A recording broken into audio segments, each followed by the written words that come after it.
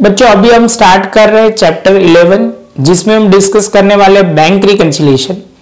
बच्चों आज का लेक्चर क्या है वो डिस्कस करते हैं। आज पहले बैंक रिकंसिलिएशन में क्या होता है, कंसेप्ट हर एक के बीच पीछे क्या होता है वो समझना बहुत जरूरी है।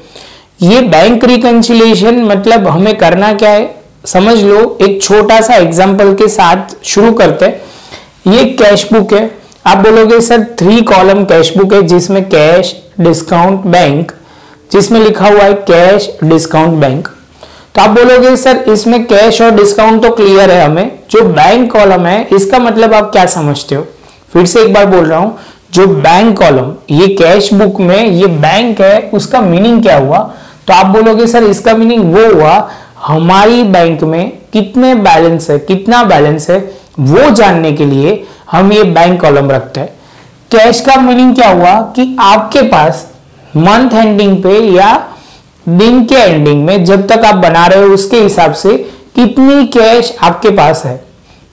समझ में आ रहा है। फिर से एक बार बोल रहा हूं, जैसे समझ लो ओपनिंग बैलेंस दिया होगा, क्लोजिंग बैलेंस दिया होगा। जैसे समझ लो आप सिंपल वे में क्या करते हो, यहां पे बैलेंस बीडी लिखते हो, ओपनिंग बैलेंस, यहां पे जो भी कैश आई वो लिखते हो।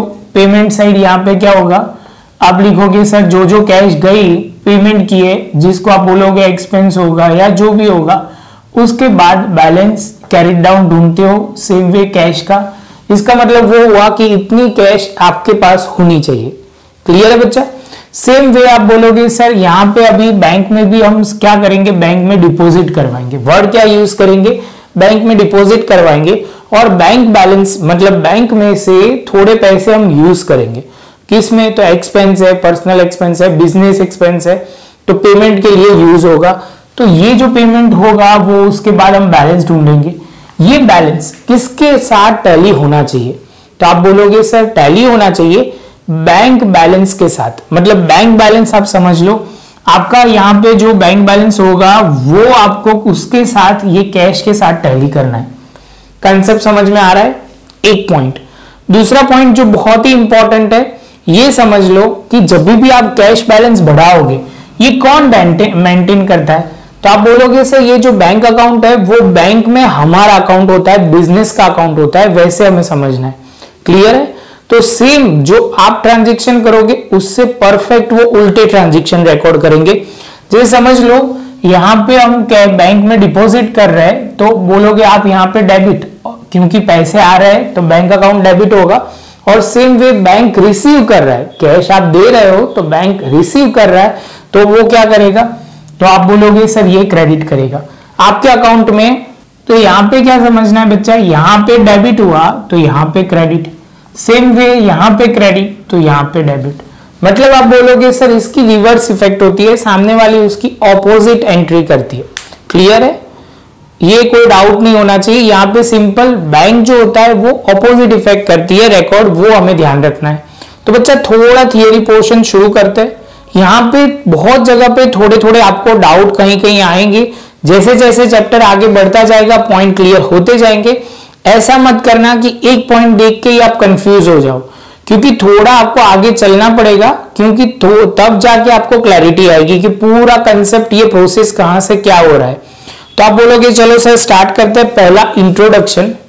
चलो बच्चा, तो जिसमें हम लिखेंगे इंट्रोडक्शन में डबल कॉलम और triple column of cash book is prepared to record cash and bank transaction in the current scenario. The bank service is very important to any trade और बिजनेस। बिजनेस के लिए आपको भी पता है, trade के लिए या बिजनेस के लिए आप बोलोगे कि सर हमें बैंक की सर्विस लेना तो जरूरी है, तो वो जरूरत पड़ती है टू पे and the receive the amount of payment and recovery through the bank is very popular। मतलब हम लोगों को पेमेंट भी बैंक से करते हैं और आप बोलोगे सर आप रिसीव जो करते हो वो भी बैंक से करते हो, वो बहुत नॉर्मल बात है। उसके बाद बोल रहे हैं in modern age quantum of a transaction which bank also increase manifold. मतलब आपको बोल रहे हो कि सर टाइम के हिसाब से अभी बैंक के साथ ट्रेडर ज्यादा ट्रांजेक्शन करता है, क्योंकि गवर्नमेंट के रूल्स ऐसे जिसमें ऑटोमेटिक आप इन्वॉल्व हो जाते हो, उसमें ऑटोमेटिक आपको कैश ट्रांजेक्शन कम करके क्रेडिट ट्रांजेक्शन मतलब बैंक ट्रांजेक्शन ज्यादा करने पड़ते हैं। सेम वे आप आगे चलते हैं। For the transaction with through the bank when the trader open the bank account and bank give the passbook और स्टेटमेंट टू हिम। तो बच्चा यहां से शुरू होता है पासबुक और स्टेटमेंट। जब भी आप बैंक अकाउंट ओपन करोगे तो आपको एक स्टेटमेंट दिया जाएगा, स्टेटमेंट होगा जिसमें आप पासबुक वर्ड भी यूज करते हो। तो पासबुक क्या होता है, आपके बैंक में, आपके बैंक के अकाउंट में जो ट्रांजैक्शन हुए हैं वो ट्रांजैक्शन की लिस्ट होती है। क्लियर है? आगे चलते हैं। Passbook is the copy of a trader account prepared by the bank in its book. The bank fill up the detail in the passbook to customer. तो बैंक क्या करता है, पूरी डेटा को फिलअप करता है। तो बच्चा ये था इंट्रोडक्शन, इसमें कुछ ज्यादा लिखना नहीं है। अभी आप बोलोगे सर पासबुक के बारे में थोड़ा डिस्कस करते हैं। तो पासबुक में बच्चा क्या लिखा हुआ है, passbook means a copy of extract of trader account in the books of bank. Word क्या लिखा है, पासबुक में क्या होता है बच्चा कि बैंक के अकाउंट का वो एक्सट्रैक्ट होता है ट्रेडर में, बैंक में मतलब बैंक के ट्रेडर अकाउंट का जो भी इंफॉर्मेशन है वो सारा दिया होता है। A passbook, therefore, it is a bank statement give the information regarding the transaction recorded by the bank into trader account and the ledger maintained by the bank. Bank में जो भी वो ट्रांजेक्शन होते हैं वो पासबुक में record होते हैं। तो यहाँ पे बच्चा वर्ड आपको ध्यान में रखना है, जो बेसिकली क्लियर करना है। आप बोलोगे सर आपने कैश बुक के बारे में आज डिस्कस किया, आप बोलोगे सर बैंक अकाउंट के बारे में आपने डिस्कस किया, तीसरा हमने डिस्कस किया पासबुक। अभी हम जो डिस्कस कर रहे हैं वो स्पेसिमेन ऑफ पासबुक है। तो बच्चा ये स्पेसिमेन देखना शुरू करते हैं।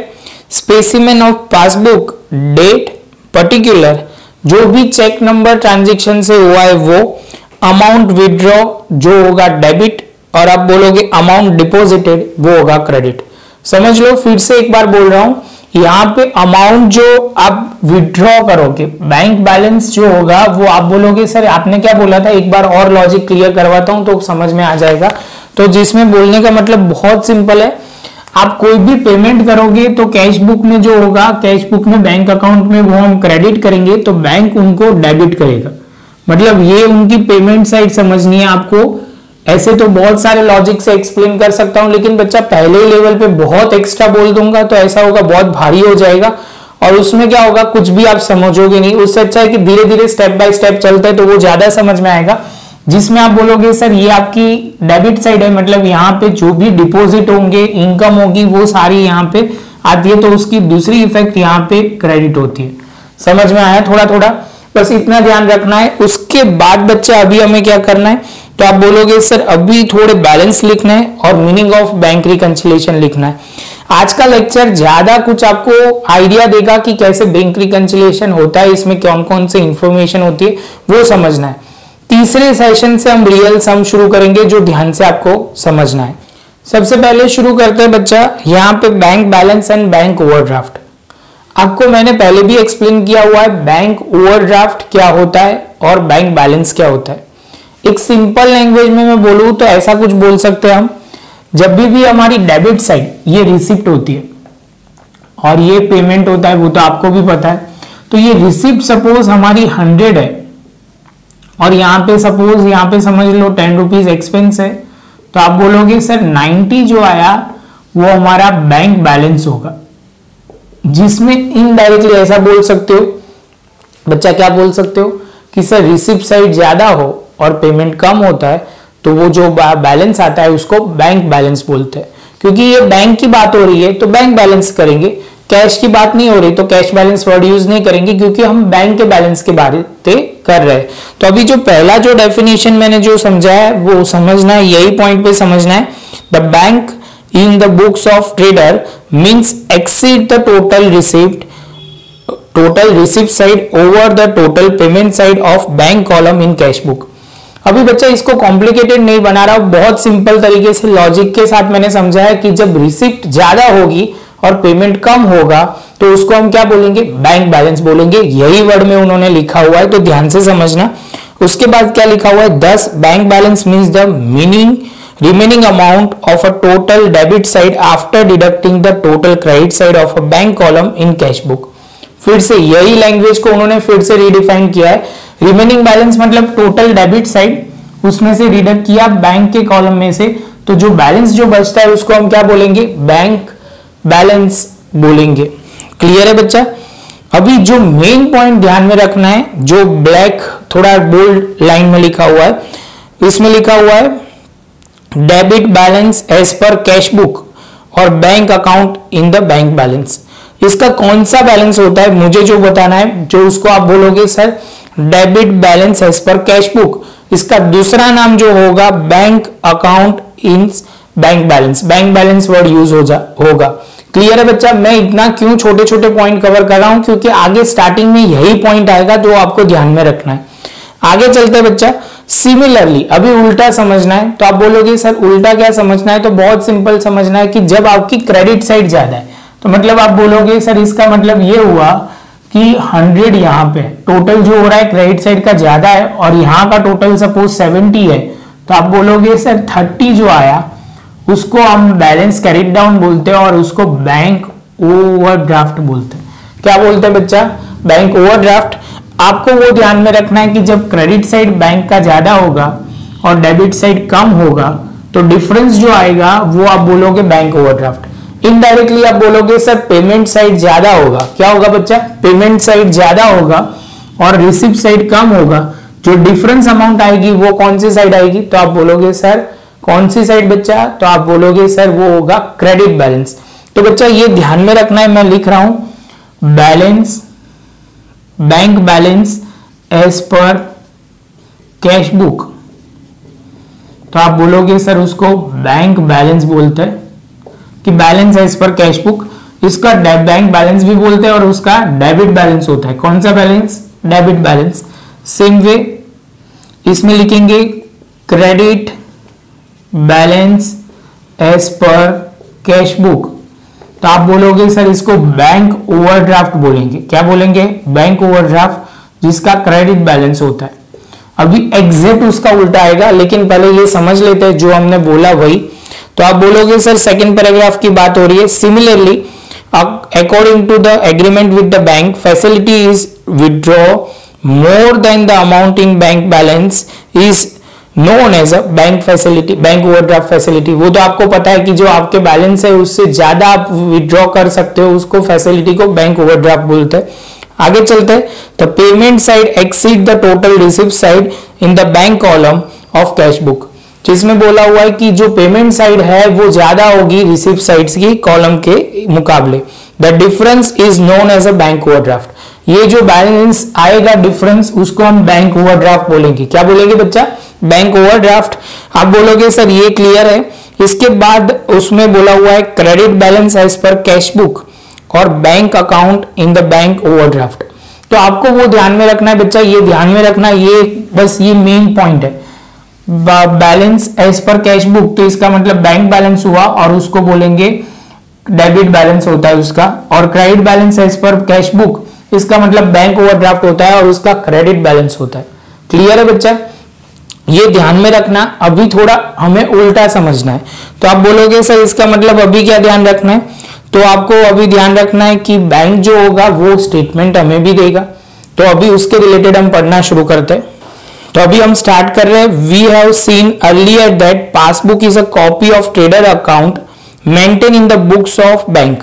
क्या है कि पासबुक जो है वो ट्रेडर अकाउंट की बैंक की डिटेल इंफॉर्मेशन देते हैं। It means that the transaction which are recorded in the bank account by the trader are recorded by giving the opposite effect in the passbook by the bank। मतलब trader जो देगा उसकी opposite effect देगा, कि मतलब trader debit देगा तो bank जो देगा वो क्रेडिट देगा, ट्रेडर क्रेडिट इफेक्ट देगा तो बैंक डेबिट इफेक्ट देगा। क्लियर है? तो बैलेंस भी उल्टे आएंगे। समझ में आ रहा है?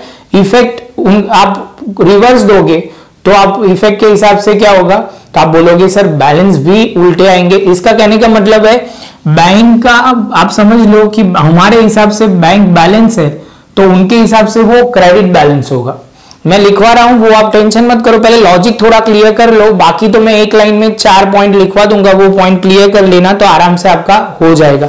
इसके बाद बच्चा क्या दिया हुआ है वो पढ़ना शुरू करते। तो यहाँ पे दिया हुआ है सेकेंड और थर्ड पॉइंट में जो दिया हुआ है उसमें लिखेंगे the bank account by the trader recorded the giving the opposite effect in passbook by the bank.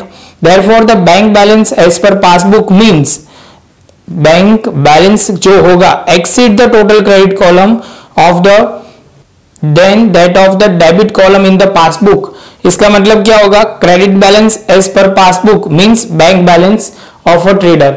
तो इसमें क्या बोला होगा, इसमें यही पॉइंट को वो बोलेंगे, पासबुक क्या बोलेगा, तो पासबुक बोलेगा बैलेंस एज पर पासबुक। तो उसका बैलेंस का मतलब होगा उनके उस हिसाब से बैंक बैलेंस तो होगा ही, लेकिन उसको हम कौन सा बैलेंस बोलेंगे, क्रेडिट बैलेंस। मतलब आप बोलोगे सर यहां पे आप दो चीज एक्सप्लेन करना चाह रहे हो, credit balance and debit balance, एक लाइन में वो बोलो, और दूसरा बोलो तो bank balance and bank overdraft. तो आप बोलोगे सर बैंक ओवरड्राफ्ट की बात करोगे तो इसमें उल्टा होगा, debit balance as per passbook. तो ये होगा बैंक ओवरड्राफ्ट और उसका क्रेडिट बैलेंस होता है। अभी कई बच्चे कंफ्यूज हो जाएंगे, मुझे पता है, क्योंकि उनको ये स्ट्राइक ही नहीं हो रहा होगा। तो बहुत सिंपल तरीके से मैं बोल रहा हूं, इतना ध्यान रखो कि balance as per cash book, balance बोला हुआ है तो उसका डेबिट बैलेंस होता है, और बैलेंस एज पर पासबुक दिया हुआ है तो वो बैंक बैलेंस होता है और उसका क्रेडिट बैलेंस होता है। ये जब पासबुक में एक याद रख लो, पहले वाली याद रख लो, याद ये दोनों याद रख लो, तो ऑटोमेटिकली उसकी दूसरी इफेक्ट हो जाएगी। क्योंकि कई बच्चों को लॉजिक बहुत नहीं क्लियर होता, क्योंकि उनको क्लियर करना ही नहीं होता, क्योंकि उनको सिंपल ये याद रखना है, तो ये याद रख लो तो भी चलेगा। ये आपकी सम का स्टार्टिंग बनेगा, ये जो मैं पॉइंट करवा रहा हूं वो सेम स्टार्टिंग बनेगा, तो वो प्रॉपर तरीके से आप लिख लो तो क्लियर हो जाएगा। मैंने जो लिखा हुआ है वो आपको मैं क्लियर करवा रहा हूं। Bank balance means debit balance as per cash book, debit balance per cash book, और उसका रिवर्स जो दोनों का सेम होगा, credit balance as per passbook. समझ में आ रहा है बच्चा? सेम वे सेकंड में लिखा हुआ bank overdraft means credit balance as per cash book, cash book का क्रेडिट बैलेंस होगा, और उसका दूसरे बोल सकते हैं कि बैंक अकाउंट में हम लिखेंगे debit balance as per passbook. तो पासबुक का डेबिट बैलेंस और कैश बुक का credit balance is equal to bank overdraft. बच्चा ये याद रखना पड़ेगा या समझ के करना होगा, लॉजिक सारे एक्सप्लेन किया है। अभी के लेवल पे कुछ नहीं समझ में आता तो आप नोट डाउन कर लो, आगे के जो सम करेंगे उसमें सारे पॉइंट क्लियर हो जाएंगे। तो बच्चा यही हम लेक्चर खत्म करते हैं। शांति से नोटबुक में जो बोला हुआ है उतना लिख लो। तो आप बोलोगे सर क्या लिखना है, तो सबसे पहले आप बोलोगे सर इंट्रोडक्शन में से पहले तो पहला पॉइंट, उसके बाद पासबुक का स्पेसिफिक नहीं बनाओगे तो चलेगा, और ये जो मैंने बैंक बैलेंस और बैंक ओवरड्राफ्ट के रिलेटेड जो लॉजिक क्लियर करा है वो समझ लो, और उसके बाद 2 लाइन लिखवाई वो लिख दो, बस उसके बाद हम आगे बढ़ेंगे।